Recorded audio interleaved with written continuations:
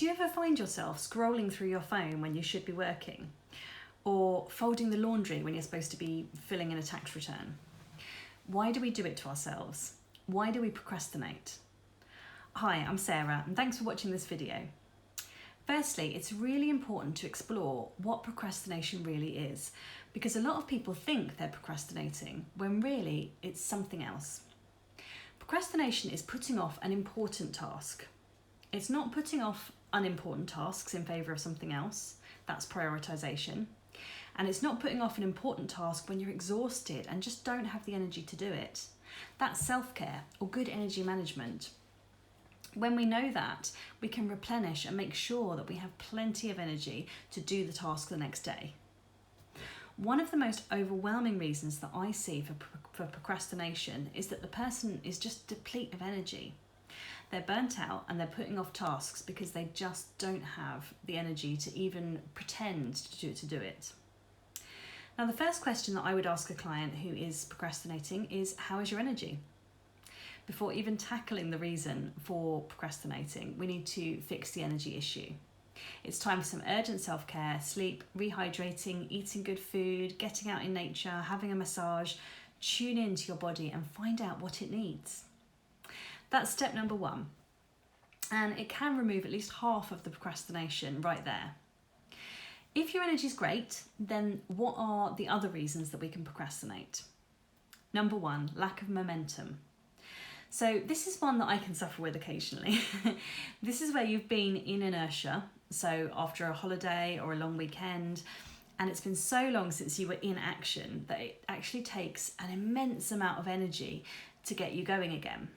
So because the energy to get started again is so huge, this can cause us to procrastinate.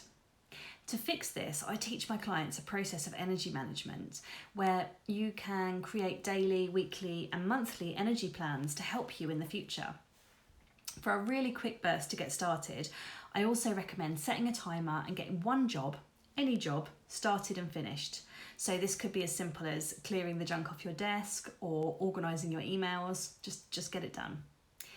Number two, out of alignment.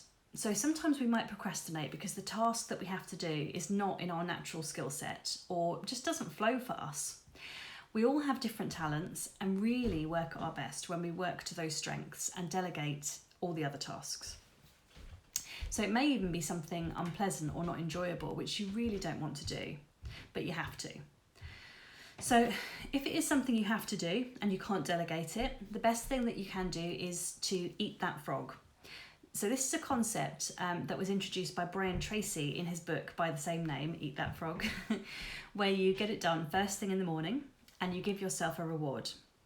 So make it the first thing you do when you arrive at your desk, and then congratulate yourself with a nice cup of tea or a dance around the office. Number three, overwhelm. When we're in a state of overwhelm, it's really common to procrastinate. And this is because we can't see the next right thing to do through all of the mess. If my clients come to me overwhelmed, then I teach them a process to triage all of the tasks that they have to do to help them to see past the overwhelm and get control of the to-do list. If this applies to you, you can click the link in the description box below to contact me, and I'll talk you through solving this problem on a discovery call. Number four, perfectionism. This is a really common cause of inaction. Perfectionism can stop us in our tracks because if we can't get it done perfectly, then why even bother? If perfectionism is an issue for you, then in the longer term, it would be a good idea to work with a coach to really dig into what's caused that so that you can reframe and release any limiting beliefs that perhaps are triggering this. In the shorter term, it can help you to overcome perfectionism to do this task by looking in the future. So look to the future and imagine the worst possible outcome. So imagine you're avoiding doing an article for your website in case you make a mistake. Have in your mind the article up on your site with a spelling mistake in place. You see that spelling mistake. What's the worst that can happen? You notice it, you fix it. Big deal, right? We evolve over time, and the content that we create when we start out in our career will inevitably look so different from what we can develop after 10 years in the business. So we have to forgive ourselves for that and understand that it helps our audience to sometimes to see that human side of us and to really connect to our authenticity. Number 5, indecisiveness.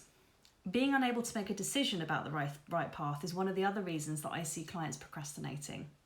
It's a bit like lack of momentum, but essentially the inertia is caused by being unable to make a decision.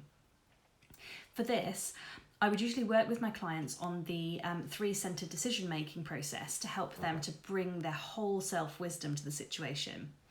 So once we've done that, taking action, any action, even the wrong one, is generally better than doing nothing at all. I'd love to know, when was the last time you procrastinated and what do you think the cause was? Let me know in the comments below. I hope you've enjoyed this video. Thanks for joining in, and I look forward to seeing you in my next video. Bye for now.